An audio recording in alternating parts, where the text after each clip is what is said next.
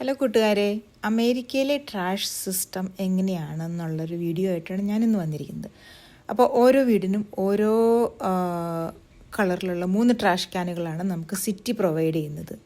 അപ്പോൾ ആദ്യത്തെ വീഡിയോയിൽ ആദ്യത്തെ ക്യാനിൽ വരുന്നത് ബ്ലൂ ട്രാഷിൽ വരുന്നത് നമ്മുടെ റീസൈക്ലിംഗ് ഐറ്റങ്ങളായ പേപ്പർ, കുപ്പി, ഇങ്ങനത്തെ ക്യാനുകൾ അങ്ങനത്തെയൊക്കെ. രണ്ടാമത്തെ ട്രാഷായ ബ്ലാക്കിൽ വരുന്നത് മുഴുവൻ കിച്ചൺ വേസ്റ്റും ഫുഡ് വേസ്റ്റ് അങ്ങനത്തെയൊക്കെ.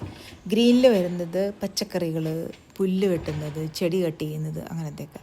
അപ്പോൾ ഓരോ ആഴ്ചയിലും ഒരു പ്രാവശ്യം വെച്ചിട്ടാണ് ഒരു 3 വണ്ടികൾ വന്നാണ് ട്രാഷ് കൊണ്ടുപോകുന്നത്. അപ്പോൾ ആദ്യത്തെ ഗ്രീൻ ട്രാഷ് എടുക്കാനായിട്ട് ഒരു വണ്ടി വന്നിട്ടുണ്ട്. രണ്ടാമത്തെ ബ്ലൂ ട്രാഷിന് വേണ്ടി അടുത്ത വണ്ടി വന്നിട്ടുണ്ട്.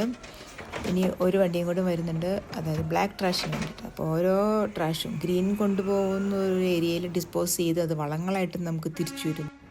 അപ്പോൾ ഇനി ബ്ലാക്ക് ട്രാഷ് എടുക്കാനാണ് അടുത്തത് വരുന്നത്. അപ്പോൾ അത് കൊണ്ടുപോയി ഡിസ്പോസ് ചെയ്ത് അത് ലാൻഡ് ഫില്ലിന് വേണ്ടി ഉപയോഗിക്കും. ബ്ലൂ ട്രാഷിൽ ഡിസ്പോസ് ചെയ്യണമെന്ന് വെച്ചാൽ കാർഡ്ബോർഡ്, അങ്ങനത്തെ കുപ്പി, ഗ്ലാസ്, അങ്ങനത്തെ കംപ്ലീറ്റ് റീസൈക്ലിംഗ് ഐറ്റംസാണ്. അത് കൊണ്ടുപോയി അവർ ഡിസ്പോസ് ചെയ്യും.